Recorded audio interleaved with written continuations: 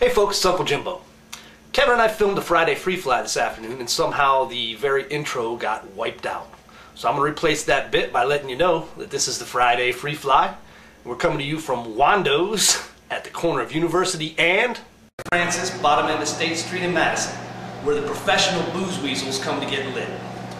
Now first, before we go into the difficulties we're having with the Democrats now running Congress and attempting to hamstring and basically slow bleed the war out of existence, I need a ruling from the International Rule Book.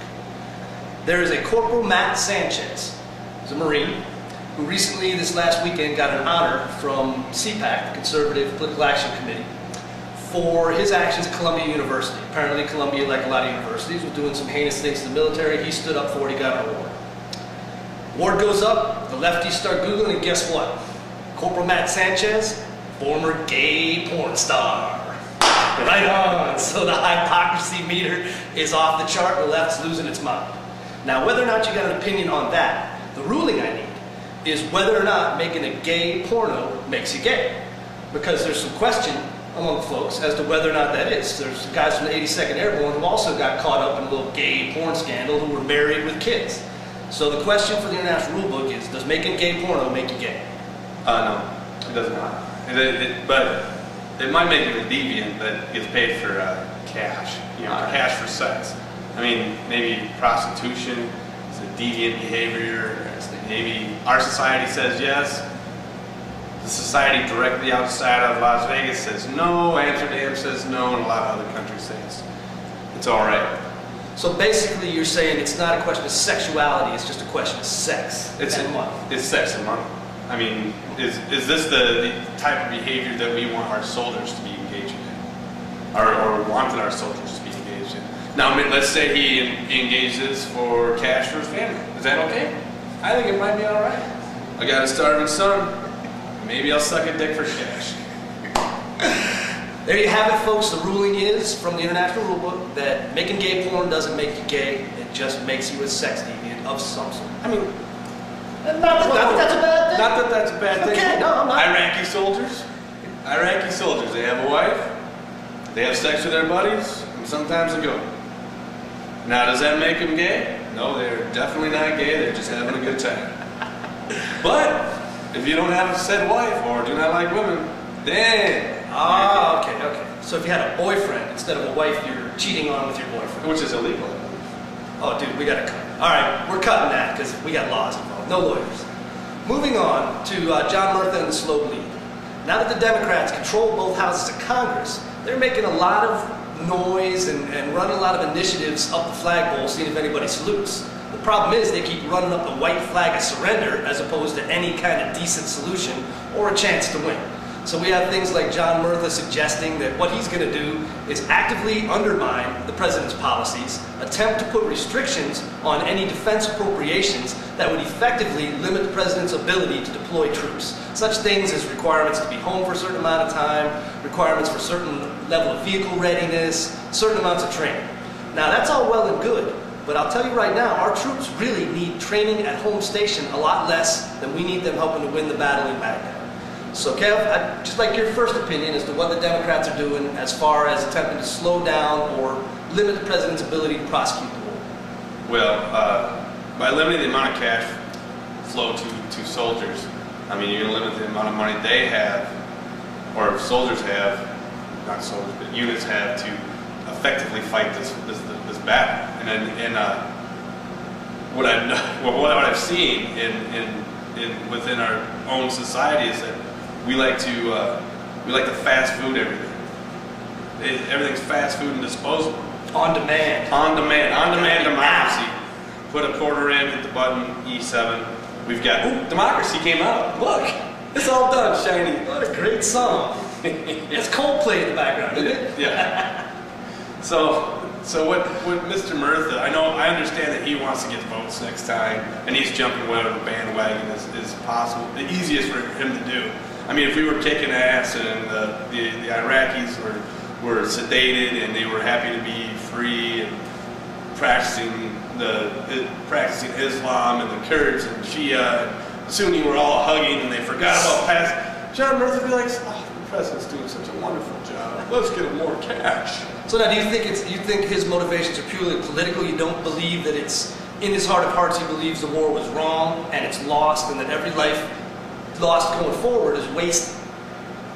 Well, I don't believe that he. First of all, I don't think John Murtha cares one way or another whether or not a U.S. soldier dies in Baghdad or in Afghanistan.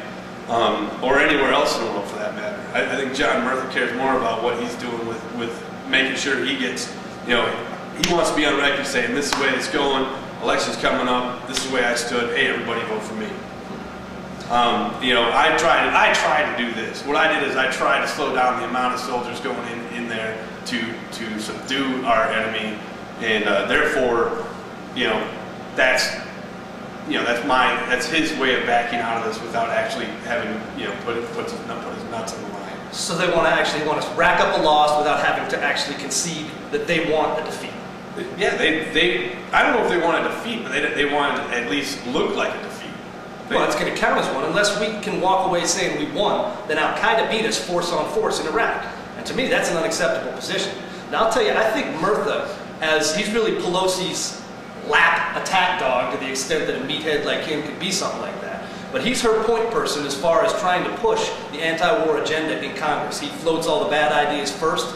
People either say, yeah, John, that's great, or they say, well, that's crazy. We just had, in a reaction to his slow bleed proposal, some of the conservative Democrats, some of the Southerners and folks who actually understand that patriotism is more important than politics, have gone ahead and said, you're not going to hamstring the president, you're not going to shortchange troops that are already in battle, you're not going to do these things that make it impossible to win. And it kind of deflated that effort thus far.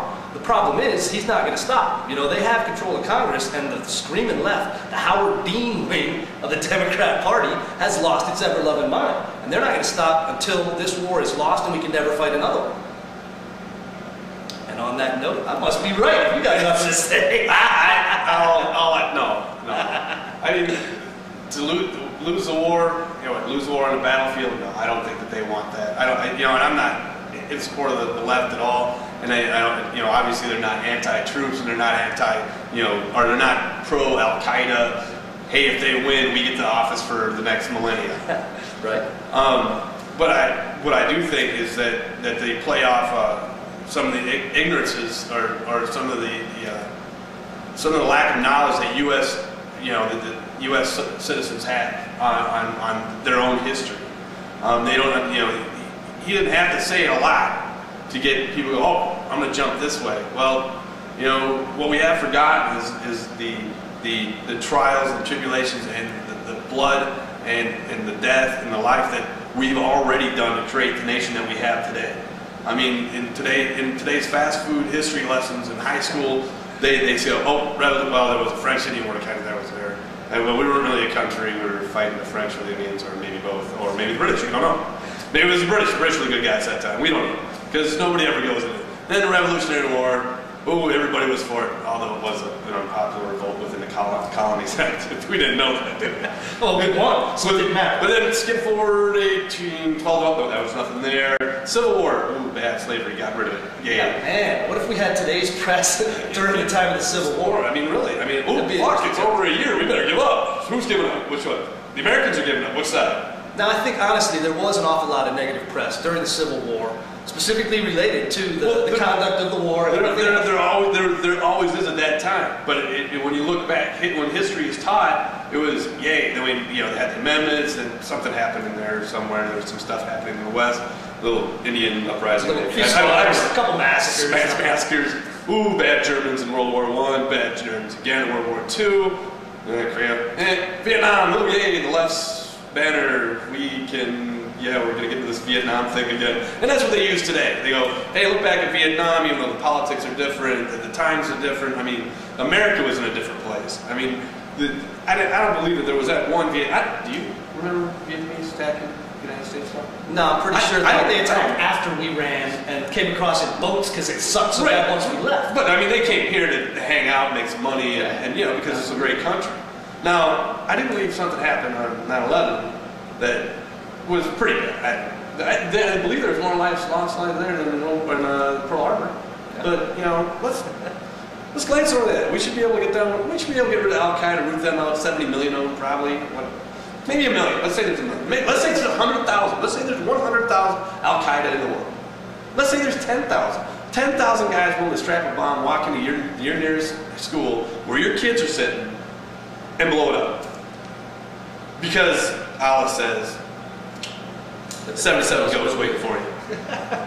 All right, now, the problem being that having looked back at our history and the wars we have fought, this current one, because of our instant gratification society, we're not capable of sustaining it, even though in comparison, 3,000 casualties in Iraq was not even a bad day in a couple battles of the Civil War. Exactly. You know, now you can debate whether or not what we're doing in Iraq is more important, but if you put it in the frame of the war against global Islam, which at this point there is absolutely no question that is, then I think it's worth whatever kind of sacrifices we need to make. And I think the question is, do we have the will or the institutional memory as a country to go ahead and say this is a sacrifice worth making? And I think you make a very valid point that to a large extent we don't. And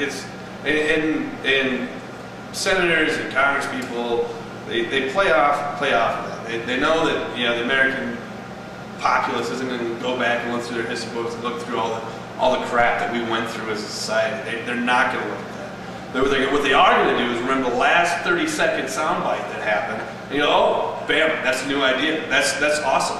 Oh, Car bomb kills 27 in Karbala. Yep, Karbala. Oh shit, they're dying there.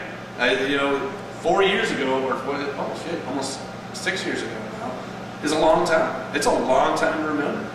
I mean, but you seem, you know, hey, it's not their problem. What they're trying to do is listen to what people are doing, listen to Congress. Congress says, hey, get the fuck out of there. And for what reason? Because it wasn't quick, it wasn't easy, and Congress isn't well educated either, and they forget their own history.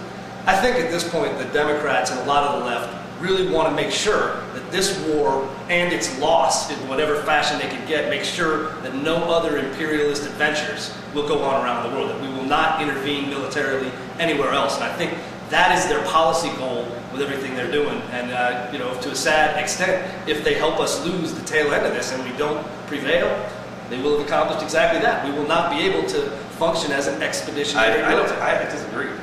I disagree. I think they're helping the rights agenda, or the agenda overall. By showing what that alternative is. Hey, let's back off. Let's allow Al Qaeda to roam free without keeping them in constant contact. And let, you know, what happens then? What happens when another attack happens in America and the left have nowhere to go? They have nothing to say other than, we already retreated behind the big ponds. We thought if we gave up, that you guys would give up. And, you know, another 5,000, 100, you know, dead in America, is that going to be enough? And then when do we... For short term. And then when do we unleash on the rest of the countries for no reason? Because guess what? At that point, the war hawks have carte blanche. I agree. All right, well, folks, there you have it. We got a ruling on whether or not gay porn makes you gay. It doesn't. Thank you.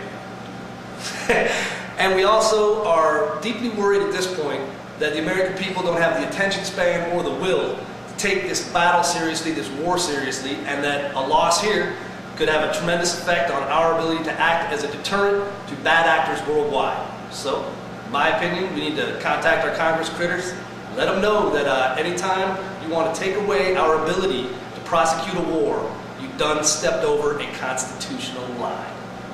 Well, this is Kev, Uncle Jimbo from Wando's, University of Francis, down in Madison. This is a Friday Freefly. Have a good one. Have a good week. That was a mess.